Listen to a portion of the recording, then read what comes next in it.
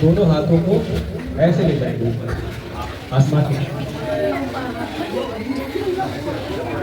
अब पूछो वही चीज, है खुदा जो हमें अपने हाथों में महसूस हो रहा है,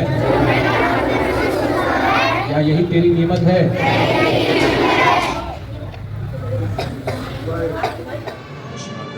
मालिक है और करीब 7 साल से संसद में है। मुझे बताना चाहेंगे कि मदरसों में 800 से अधिक बच्चों को आपने सेल्फ रियलाइजेशन दिया, कैसा रहा ये अनुभव और बच्चों को वहाँ क्या महसूस हुआ? बच्चों को बेतहा ठंडी वाइब्रेशन फील हुए जब हमने उनको कहा कि अपने हाथ को आगे रखो, जैसे दुआ मांगते हैं, और उस दुआ मांगते उसमें आप पूछो कि या अल्लाह ये जो हमारे हाथों में बह रहा है, क्या यही तुम्हारी नेमत है?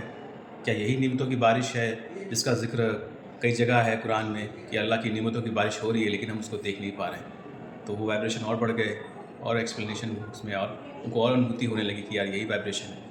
और बेसिक स्टेप्स हमने वहाँ पे बताए। तो जैसे कि हमने जब यहाँ हाथ अपने हृदय पे हाथ रखने को कहा तो हमने यहाँ पे कहा कि या अल्लाह हम एक पाक साफ रूह, या अल्लाह हमें पाक साफ रूह है। एंड देन वी पुट अपना जो राइट हैंड हमने स्टमक पे ले गए, कमर पे।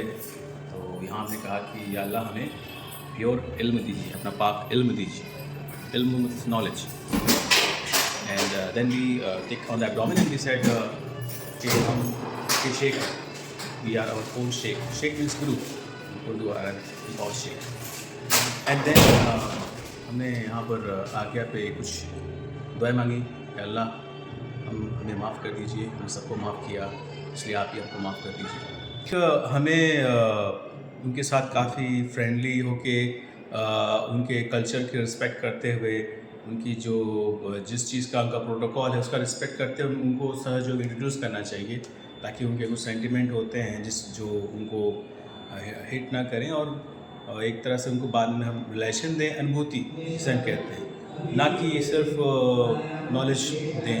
इससे अच्छा है कि उनको हम प्रैक्टिकल करा के उनको हम फील कराएं। जब वो बंदा फील कर लेगा वो उस अनुभूति में आ जाएगा, and then he will definitely want to know more and he can come. Shri Mata ji ने कहा है कि सहयोग सभी को मिलना चाहिए, तो आपको लगता है कि जो लोग इस्लाम फॉलो करते हैं उन्हें सहयोग मिलना चाहिए?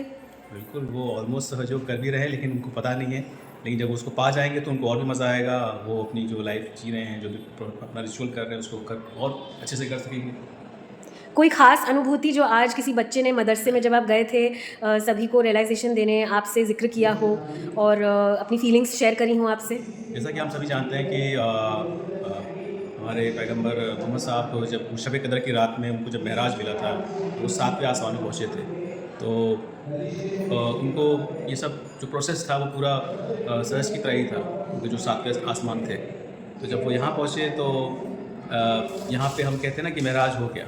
तो महराज होने के बाद जो फीलिंग आती है हमारे सर के टॉप से जो गोल्ड ब्रिज निकलती है, वो उनके लिए काफ़ी अनोखी चीज़ थी और वो फूले में नहीं समा रहे थे। और एक बच्ची ने हमें कहा कि आपने हमें आज अल्लाह के रास्ते में चलना सिखाया बिना कुछ बताए। तो वो उसका पर्सनल वर्ड था, बड़ा अच्छा लगा हमको सुन के। आज हम लोग ने खुदा के रास्ते पे चलना सीखा है और इसी को सीखते भी रहेंगे इंशाल्लाह।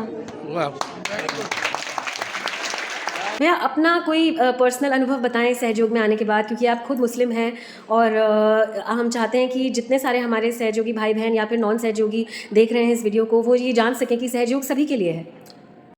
कुरान में जैसे हमने देखा है कि कुरान को जो अरबी में लिखी जाती है और जो हिंदी में उसका ट्रांसक्रिप्शन किया गया है, वो किसी ऐसे लोग ने किया है जो उसको वाकई में पूरा समझ नहीं पाए, जैसे कहते हैं ना उसकी तरबियत नहीं समझ पाए कि वो लाइन क्या कहना चाह रही है।